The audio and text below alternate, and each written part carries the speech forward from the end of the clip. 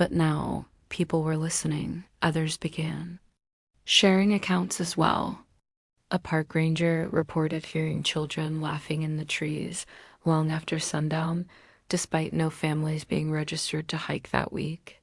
A hunter said he saw a woman in white gliding through a foggy valley at dusk. He raised his binoculars and saw that she was holding something, but when he blinked, she was gone. Even skeptics began avoiding that part of the forest, particularly a region the locals had nicknamed the Still Zone, a stretch of trail where birds didn't sing, leaves didn't rustle, and time itself seemed to slow. People reported watches stopping, phone batteries draining instantly, and an overwhelming urge to turn back. Despite all the stories, no physical evidence ever surfaced to explain the growing dread that hung over Eagle Ridge. The forest was still just the forest trees, dirt, wind, and shadows. But anyone who lived near it began locking their doors earlier. Parents kept their kids away from the trails. Tourists noticed missing person posters stapled to trail signs, Emily and Noah's faces slowly fading in the sun and rain. Yet even as the case went cold, one thing remained constant: the sense that the forest had changed. It wasn't just a place to hike anymore. It was a place that remembered who had gone missing and might still be keeping them.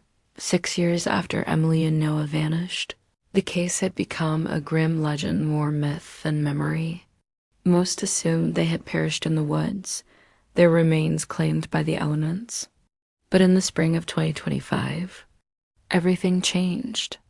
A seasoned hunter named Jacob Marsh was tracking elk off a seasonal path in a restricted section of the forest, far beyond where any official search had reached. It was a place even locals avoided, thick with undergrowth and strangely silent.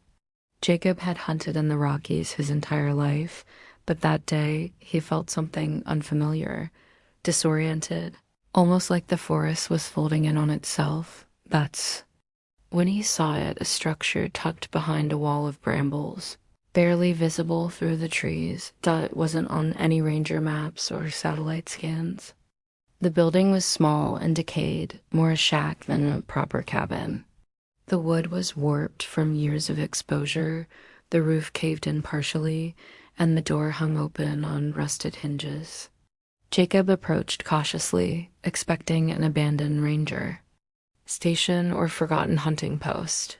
But what he found inside froze him in place. The air was heavy,